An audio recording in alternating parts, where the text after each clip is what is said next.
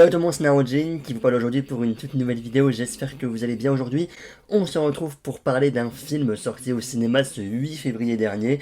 Il est vrai que j'avais un petit peu un manque d'inspiration au niveau des critiques à vous faire, puisque au niveau des séries, je suis un petit peu en retard, j'ai plein de trucs d'actualité à regarder, mais je suis un peu en retard. Et au niveau des films, je dois attendre des gens pour aller voir certains films. Certes, il y a Ant-Man 3 que je dois aller voir, certes, il y a Alibi.com 2, notamment, même, il y a des films comme L'Astronaute qui viennent sortir. Bon, dans tous les cas, je ne me fais pas de soucis, il y a The Fabelman également qui sort le 22 février, il y a The Whale le 8 mars, il y a également un autre film, je crois, oui, Emily le 16 mars, bref, je me fais pas de soucis, les films au cinéma vont revenir, mais c'est vrai que là, pour ce week-end, je savais pas trop de quoi vous parler. J'ai failli faire une tier list, etc. Mais finalement, la vie a fait que je me suis retrouvé un petit peu par dépit à aller voir un film d'animation au cinéma. Et pour autant, je me retrouve aujourd'hui à vous en parler parce que j'ai passé un très bon moment et j'ai envie de vous en faire part. Il s'agit du film Sacré Momie, donc sorti le 8 février dernier. On va en parler. Sacré Momie, parlons-en.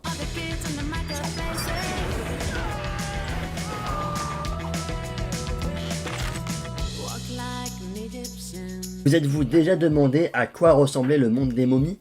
Sous les pyramides d'Égypte se trouve un royaume fabuleux où les momies conduisent des chars, rêvent de devenir des pop stars et vivent à l'écart de la civilisation humaine. Mais lorsqu'un archéologue sans scrupules pille un de leurs trésors, Toute et la princesse Néfer, fiancés malgré eux, se voient contraints de faire équipe et de se rendre dans le monde des vivants.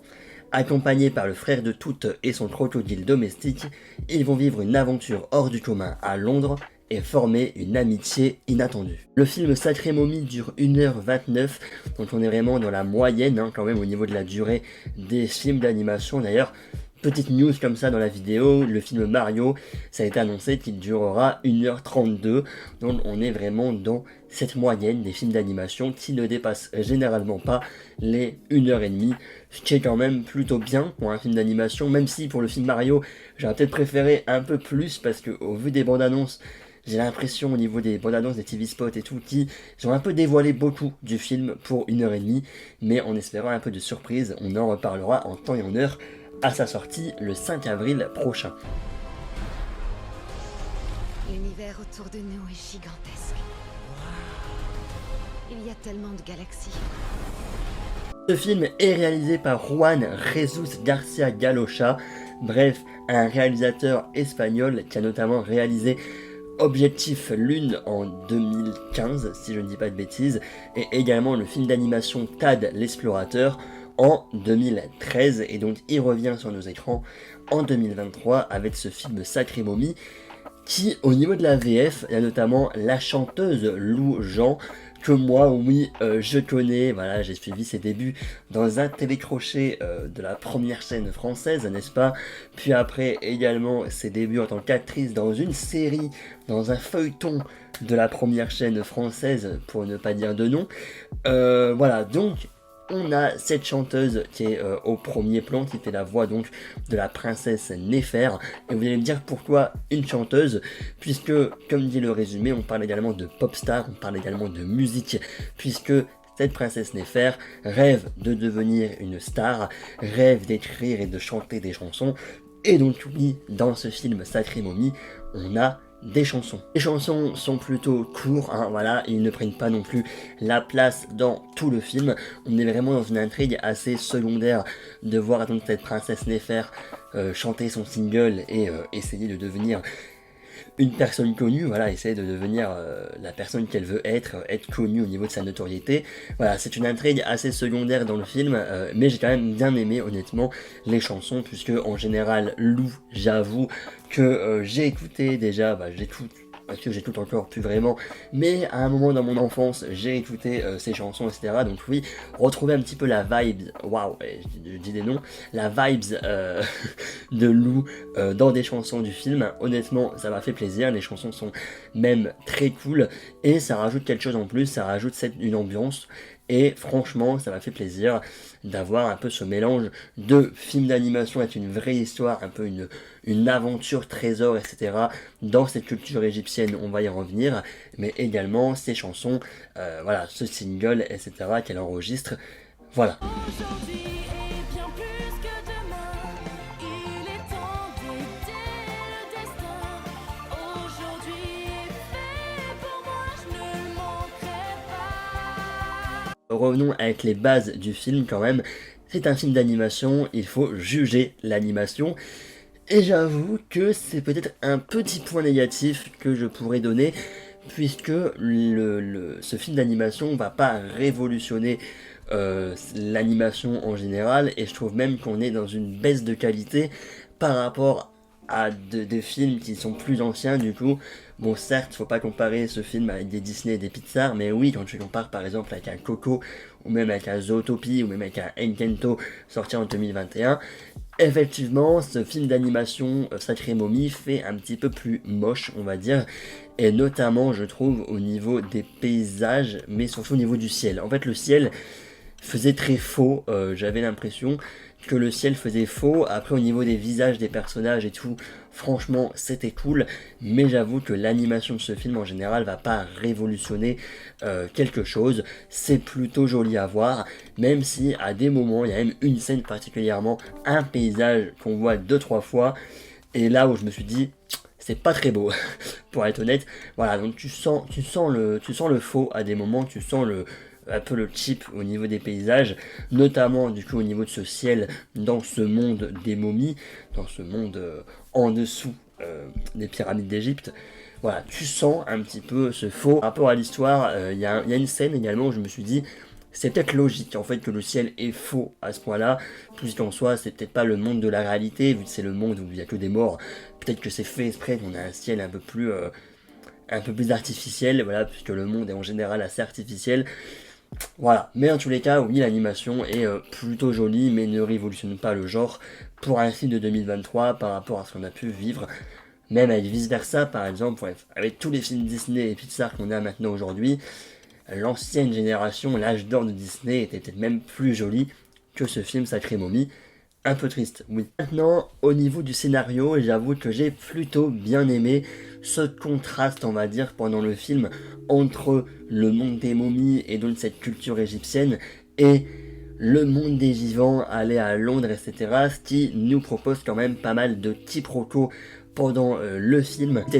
Par exemple, les momies donc qui débarquent dans le monde des vivants, ils voient des appareils photo avec des flashs. Pour eux, le flash va donc aspirer leur âme, ce qui veut dire que pour eux, toujours, l'appareil photo est une arme super forte pour battre les Romains, puisque même pour eux, Londres, c'est Rome. Ils nous volent nos âmes. Voix d'une dame dans un centre commercial, pour eux c'est la voix du dieu Ra qui leur parle, alors qu'en fait c'est juste une dame qui dit que le magasin va fermer bientôt et qu'il faut finir les achats. Juste pour eux, évidemment, ils entendent une voix un peu plus haut de eux dans le ciel, voilà, enfin pour eux c'est une voix dans le ciel, pour eux c'est Dieu, le dieu égyptien qui leur parle.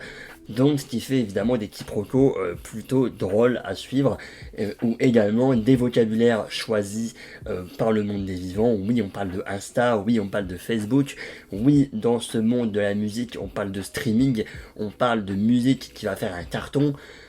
Évidemment, pour des momies qui ont 2000 ans, c'est des termes qu'ils ne connaissent pas, et ce qui, évidemment, met des quiproquos en fait dans l'histoire, des petites blagues par-ci par-là.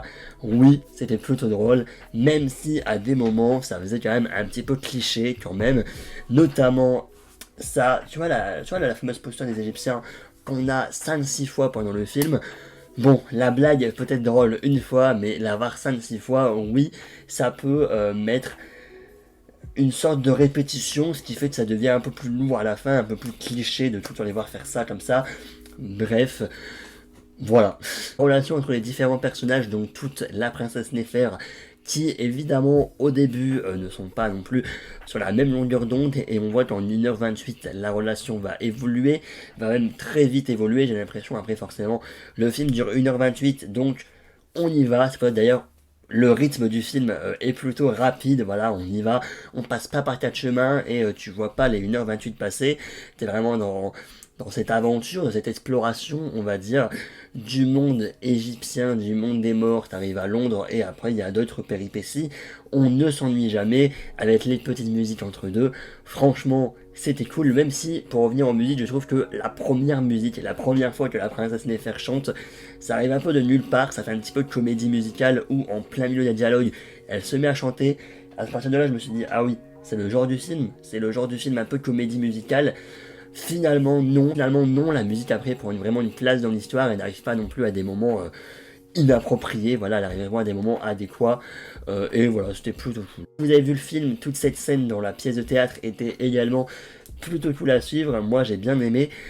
En somme, le film se fait plutôt défoncer, non pas vraiment, mais voilà, là, à Allociné par exemple, on a 3,5 sur 5 et 3 sur 5, donc finalement, ça va encore, mais effectivement, il y a quand même des critiques que je trouve assez sévères pour un film d'animation.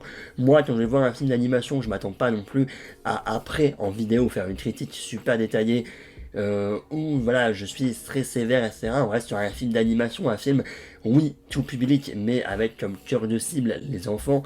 Et donc là, oui, tu sens quand même que c'est un film pour les enfants, mais moi, personnellement, j'ai 19 ans, j'ai été voir ce film, et même si c'était de base un peu par dépit, voilà, juste accompagner des enfants, finalement j'y ai été et j'ai quand même passé un bon moment.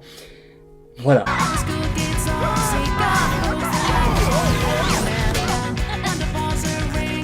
regardez, on pourrait prendre un de leurs chars. Les cultures égyptiennes que j'ai également beaucoup aimé, on a quand même cette sensation de voyager dans cette époque. On a les papyrus, on a les costumes également, on a en général bon, les pyramides, les pharaons, on a tous ces petits trésors un petit peu cachés, un peu à la, on va dire Uncharted, mais voilà, toutes ces petites pièces de trésors et tout qui forcément font rappeler ces jeux, ces films d'aventure où tu es là à explorer pour retrouver des archives, pour retrouver des choses comme ça. Le film, et notamment la première partie du film, m'a quand même bien fait rappeler le fameux Assassin's Creed Origins. Oui, un jeu qui se passe donc dans l'Égypte antique, et donc forcément, je trouve que quand Sacré Momie te fait rappeler Assassin's Creed Origins, c'est que l'ambiance égyptienne a été bien maîtrisée.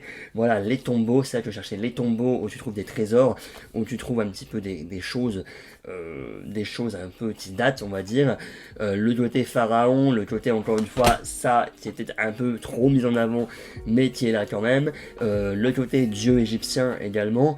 Le côté également course de chars, voilà, le côté course de chars, comme on a dans le jeu Assassin's Creed d'origine avec les hippodromes, c'est ça, avec les hippodromes donc où on a les courses de chars avec les chevaux et tout, et encore une fois cette course de chars qui dans le monde des vivants, mais encore une fois quelques quiproquos et c'était même également plutôt drôle à suivre.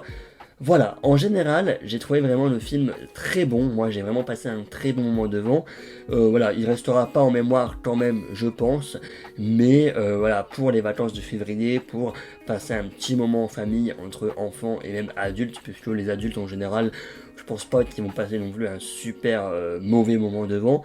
Voilà, la culture égyptienne est cool, cette transition entre le monde des morts et le monde des vivants est cool également et permet quand même pas mal de quiproquos qui forment des blagues et qui met l'humour du film. Il y a également un autre jeu de mots qui est fait pendant le film, pendant tout le long du film, avec cet archéologue. Voilà, c'est drôle également. Voilà, il y a de l'humour, c'est cool. Vraiment l'impression de voyager dans cette aventure, voyager dans ce monde égyptien avec des pharaons, des pyramides, des tombeaux. Les chansons sont cool. Lou, au niveau Lou Jean, du coup la chanteuse, je trouve que au niveau de son jeu d'acteur, on va quand même dire, au niveau de son doublage, franchement, ça m'a peut-être un tout petit peu fait bizarre au début du film. Après, je sais pas si c'est juste le fait d'entendre une personne que je connaissais de ses chansons et tout, et d'autres télécrochets. Ça avait peut-être un peu bizarre au début d'entendre sa voix, mais au fur et à mesure, tu t'habitues, et au niveau de ses chansons, oui, c'est très cool. Elle chante très bien, en même temps, c'est Lou, hein, donc voilà. Bref, franchement, ça m'a fait plaisir, que ce soit de découvrir le film, mais en même temps, de découvrir une nouvelle fois les projets de cette chanteuse, voilà, que j'apprécie que j'appréciais dans mon enfance depuis que j'étais décroché et que j'apprécie encore maintenant. C'est également avec le film Patty et la colère de Poséidon, donc autre film d'animation qui est sorti également là il y a peu de temps. On est d'un côté dans le Sacré Momie avec la mythologie égyptienne on va dire, et de l'autre côté Patty la colère de Poséidon avec du Zeus etc. On est plus dans la mythologie des dieux et tout, voilà, des dieux grecs notamment.